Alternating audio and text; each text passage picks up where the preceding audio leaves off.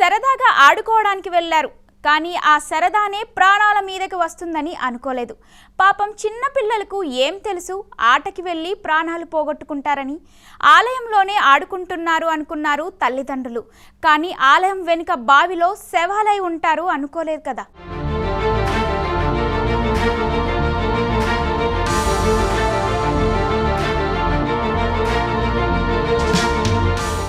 సరదాగా ఈతకు వెళ్లి ముగ్గురు చిన్నారులు మృతి చెందిన ఘటన అన్నమయ్య జిల్లాలో చోటు చేసుకుంది.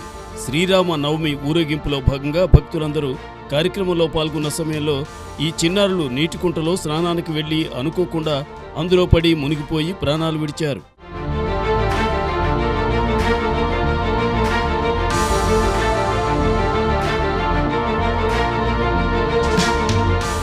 అన్నమయ్య జిల్లా చిట్వేల మండలం రాచపల్లిలో శ్రీరామనవమి సందర్భంగా ఉత్సవమూర్తులను గ్రామస్తులంతా కలిసి ఊరేగించారు. సరిగ్గా అదే సందర్భంలో ముగ్గురు చిన్నారులు నీటి కుంటలోకి వెళ్లాలని నిర్ణయించుకున్నారు. ఆ తర్వాత అనుకోకుండా వారు అందులో పడి మునిగిపోయారు.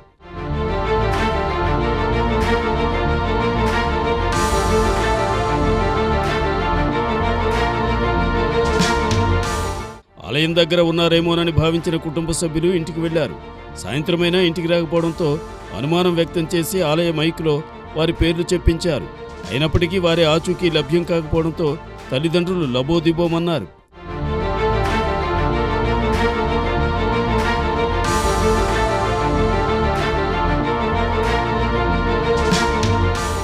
గ్రామస్తుల సహకారంతో కుటుంబ సభ్యులు చుట్టుపక్కల ప్రాంతాల్లో వెతకడం ప్రారంభించి నీటి కుంటలో పడి ఉన్న చిన్నారులను చూసి నిర్ఘాంతపోయారు. హుటాహుటిన ముగ్గురు చిన్నారులను పుల్లంపేట ప్రభుత్వాసుపత్రికి తరలించారు. దురదృష్టవశాత్తు అప్పటికే చిన్నారులు మృతి చెందినట్లు వైద్యులు ధృవీకరించారు. ముగ్గురు చిన్నారుల మృతితో ఒక్కసారిగా వారి కుటుంబాల్లో విషాద ఛాయలు అలుముకున్నాయి.